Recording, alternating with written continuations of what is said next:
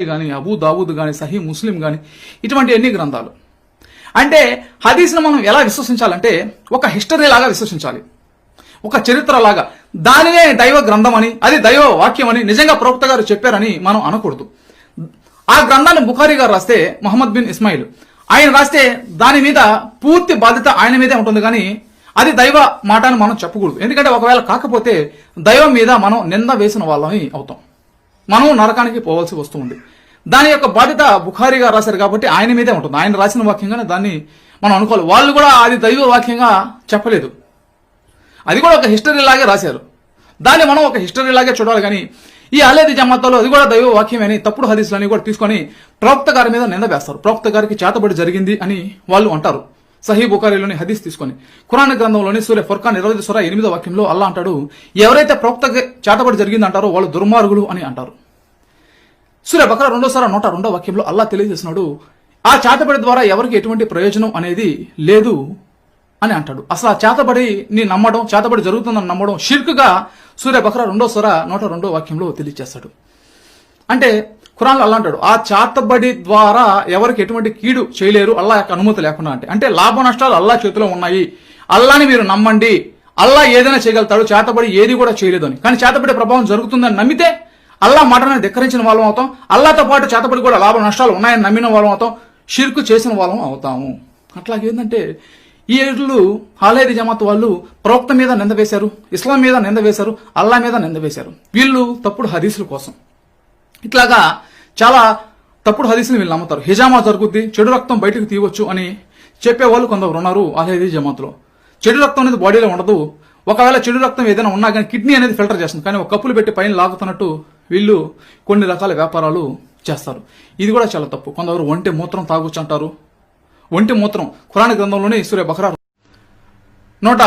185వ వాక్యంలో అక్కడ అంటున్నాడు, మీరు విశ్వసించేదానికి ఇది తప్ప వేరే వస్తువు ఏముందంటే వేరే గ్రంథం ఏముంది అని అక్కడ అల్లా అంటున్నాడు. అంటే వేరే గ్రంథం ఏది కూడా లేదు.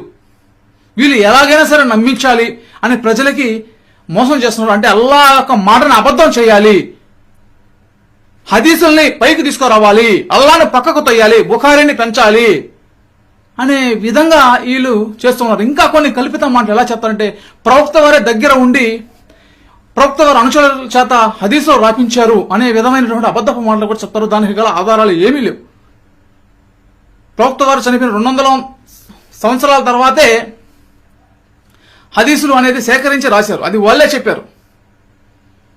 కానీ వీళ్ళు ఎలాగైనా సరే హదీసులను దైవ వాక్యాలుగా చూపించాల్సిందే అనే విధంగా వీళ్ళు ఏదో కావాలని అర్థాన్ని, ఖురాన్లో ఉన్నటువంటి అల్లా అర్థాలని వీళ్ళు ఏదో ఒక వాక్యాన్ని చూపించి కింద పైన ఉండే వాక్యాలను ఎగరగొట్టేసి कैसे करेंगे किसी की लाइफ की। फिर उसमें इंक्वायरी में बहुत इख्तिलाफात हैं अलग अलग लोगों के, उसे भी जानने दिए, उसको भी जाने दे। ये जो सनदें हैं उनके 4 नस्लों की, उनके इंतकाल के बाद ये मालूम कैसे हुआ इन्होंने उनसे सुना था, उन्होंने उनसे ये पता कैसे चला? ये सब स्टेटमेंट्स चल रहे हैं सिर्फ। ये सनदें भी जितनी हदीसें लाखों थी जिनमें से छाटी गई हैं उसमें सब में लिखा हुआ था इन्होंने उनसे। जितने लोग झूठी करते थे वो भी करते थे चेन एक साथ में, सनद वो भी करते थे, चेन ऑफ नरेशन जितनी झूठी करते थे। और कितने तो ऐसे पकड़े गए जिन्होंने कहा मैंने हजारों गढ़ के डाल दी, खुद जिन्होंने कबूल किया बाद में, अपने मरते वक्त कबूल किया, वो कुछ इस तरह की बातें नहीं। इसके लिए कितनी मेहनतें की गई हैं और किस कदर कोशिशें हुई हैं। और ये सनद की छानबीन के लिए मैंने आपसे अर्ज किया था, तारीख इंसानी में सनद में देखना ये पड़ता है कि फला शख्स जो बीच में आ गया है इसके बारे में कोई ऐसी रिपोर्ट तो नहीं है कि वो झूठा था, कोई ऐसी बात तो नहीं है कि उसे कुछ याददाश्त उसकी कमजोर हो गई थी, कोई सूए हिफ्स का कोई आरसा था कि बात याद न रहती। तो छानबीन तमाम रावियों की, इसका नाम है अस्माउर रिजाल, लोगों के नाम, रावियों के तमाम नाम और उनकी सीरत व किरदार के बारे में सनद। जैसा कि मैंने अर्ज किया तारीख इंसानी में ये मामला कभी हुआ ही नहीं। वाहिद एक शख्सियत है मोहम्मद रसूलुल्लाह सल्लल्लाहु अलैहि वसल्लम की कि आपके अहादीस को परखने के लिए तमाम रावियों के हालात मालूम। حدیث جمع ہے متن اور سند، اور سند کا میں آپ کو بتا چکا ہوں کہ وہ حضور سے لے کر محدثین تک بات آتی ہے۔ اب سند کی میں یہ عرض کرنا چاہ رہا تھا کہ اہل حدیث تحریک جو ہے وہ بھی ایک زمانے میں بہت زوردار تحریک کی حیثیت سے رد بدعات، مشرکانہ اوہام، ان کی نفی کے لیے اٹھی تھی، لیکن بدقسمتی سے بہت جلد یہ تحریک صرف چند شعائر کے اوپر اپنے آپ کو محدود کر کے اور انتہائی تنگ نظر فرقے کی صورت اختیار کر گئی۔ اس وقت بدترین فرقہ پرستی جو ہے وہ اس حلقے میں، اس وقت بدترین فرقہ پرستی جو ہے وہ اس حلقے میں، اس وقت بدترین فرقہ پرستی جو ہے وہ اس حلقے میں، اس وقت بدترین فرقہ پرستی جو ہے وہ اس حلقے میں۔ ساری بحث رفع یدین سے، آمین بالجہر سے، اللہ اللہ خیر صلی اللہ، اور دو چار ایسے ہی مسائل ہیں، باقی اور چیزوں کے ساتھ کوئی بحث نہیں، کوئی دلچسپی نہیں۔ یہ چند مسائل جو ہیں مسلک کے مسائل ہیں، اب سارا زور جو ہے انہی کے اوپر صرف ہوتا ہے لے دے کر۔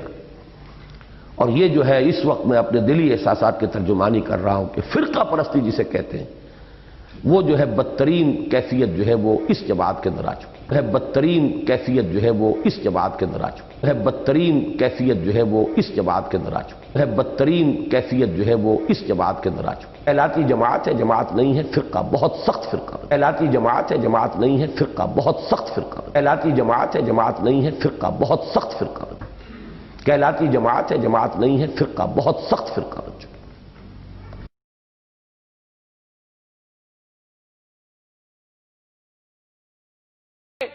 دنیا بھر کو چیلنج ہے اہل الحدیث کا، اہل ایمان کا۔ ہمارا کوئی ایک مسئلہ پیش کر دیجئے جو اللہ کی کتاب سے ٹکراتا ہو، اللہ کی قسم اسی وقت اپنی گردن کو جھکا کر اس مسئلے کو چھوڑ دیں گے، اس سے توبہ کر لیں گے، کیونکہ ہمارا دین کیا ہے؟ ہم نے عبادت کرنی ہے عرش والے کی، عبادت کا طریقہ لینا ہے محمد الرسول اللہ سے صلی اللہ علیہ وسلم۔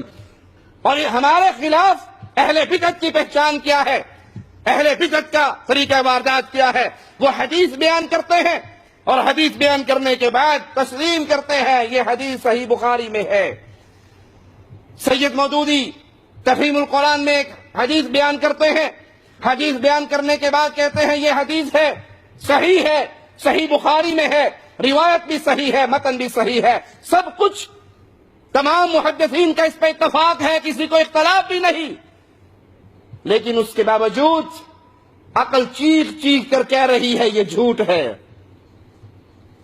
حدیث ہے، صحیح بخاری میں ہے، سندن ٹھیک ہے، لیکن ہماری عقل کہتی ہے یہ جھوٹ ہے، جس کا اضافہ کر دیا گیا ہے، تو ہم کہتے ہیں اس میں قصور حدیث مصطفیٰ کا نہیں ہے، سید صاحب آپ کی کھوپڑی کا ہے، آپ کی عقل کا ہے، اپنی عقل کا علاج کروائیے۔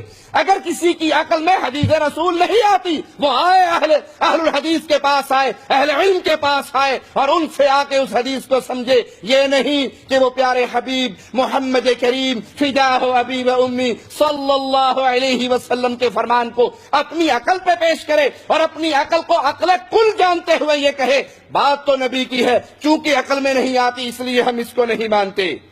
دجال کے بارے میں احادیث موجود ہیں کہ وہ ایک جزیرے پہ قید ہے۔ سید صاحب سے کسی نے سوال کیا رسائل و مسائل کتاب میں کہ دنیا نے اتنی ترقی کر لی، دجال کے بارے میں حدیثوں میں تو آتا ہے، دجال کہاں ہے؟ تو جواب میں سید صاحب لکھتے ہیں کہ نہیں، دنیا اتنی ترقی کر چکی ہے، کونا کونا دنیا کا چھانا گیا ہے، تو یہ دجال وغیرہ یہ قصے ہیں، یہ کہانیاں ہیں، یہ افسانے ہیں۔ سائل نے پھر پکڑ کی کہ حضرت آپ اسے قصہ اور کہانی کہتے ہیں، احادیث میں تو اس کا ذکر موجود ہے، تو فوراً رخ بدلتے ہوئے کہتے ہیں جس چیز کو میں نے قصہ اور کہانی کہا وہ یہ بات ہے کہ دجال کسی جزیرے پہ قید ہے، کیونکہ دنیا ترقی کر چکی ہے، دنیا کا کونا کونا سائنسدانوں نے چھان مارا ہے، اب وہ جزیرہ نظر نہیں آتا، بات ہماری عقل میں نہیں آتی، لہذا ہم اس حدیث کا انکار کرتے ہیں، تو اس میں قصور حدیث ہے۔ السلام علیکم ورحمۃ اللہ وبرکاتہ۔ اب جو فرسٹ ویڈیو برادر شریف کا دیکھے، سیکنڈ ویڈیو اسرار احمد کا دیکھے، تھرڈ ویڈیو احمد گامدی کا دیکھے، فورتھ ویڈیو ابو اعلیٰ مودودی کا دیکھے، ففتھ ویڈیو توصیف الرحمان کا دیکھیے. یہ سب یہ جو برادر شریف، جو اسرار احمد ہے، اور جو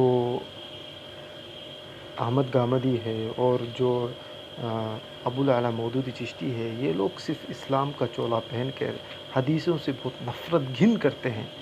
یہ وہ لوگ کہتے ہیں حدیثوں گھڑی ہوئی ہے، جھوٹی ہے، ان کا کوئی اعتبار نہیں، یہ سندوں میں کوئی اعتبار نہیں، یہ جھوٹ ہے بول رہے ہیں ڈائریکٹ.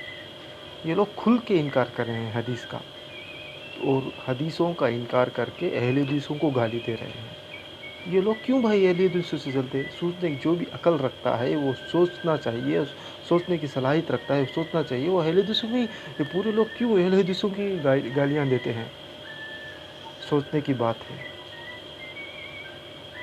اور قرآن، ہم اہل حدیثوں کا مسئلہ کہ اللہ کے کلام اور نبی صلی اللہ علیہ وسلم کی سنت، اگر کوئی بھی مسئلہ قرآن اور حدیث سے ٹکراتا ہے تو میں ریڈی ہوں چھوڑنے کے لیے اس مسئلے کو، اور توبہ کرنے کے لیے ریڈی ہوں.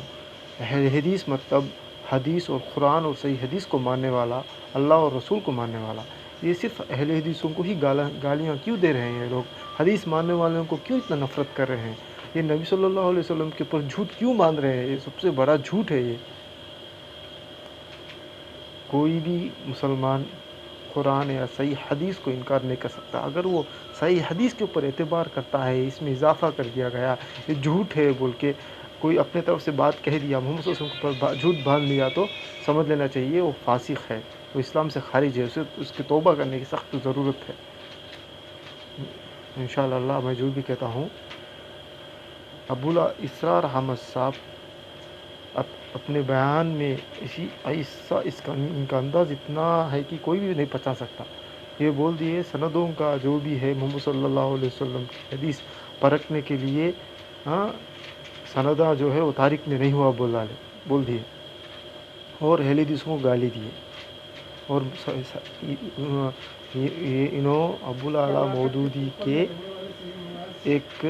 ابو الاعلیٰ مودودی کے شاگرد ہے اسرار احمد. یہ بھی جماعت اسلام سے ٹوٹ کر اختلاف کر کے چلے گئے. ابو الاعلیٰ مودودی صاحب جو بھی تفہیم القرآن میں لکھے، چشتی سلسلے کے لکھے، اور کھلا انکار کرتے ہیں حدیثوں کا. اور اسرار احمد صاحب اور یہ ابو الاعلیٰ مودودی کے جو بھی ہے صوفیاں کا عقیدہ ہے، وحدت الوجود کا رکھنے والا ہے. اور برادر شریف تو ابھی نیا آیا ہے، یہ بھی چل کے اس کو بھی ایک کتاب، جیسے ابو الاعلیٰ مودودی محمد صلی اللہ علیہ وسلم کی حدیثوں کے خلاف لکھے، برادر شریف بھی حدیثوں کے خلاف اپنی بک لکھے گا، اور ایک اپنی جماعت بنا کے فرقہ پرستی کرے گا. دیکھتے ہو میں جو بھی بولوں، آپ اس ویڈیو سے پورا انڈرسٹینڈ کر لو.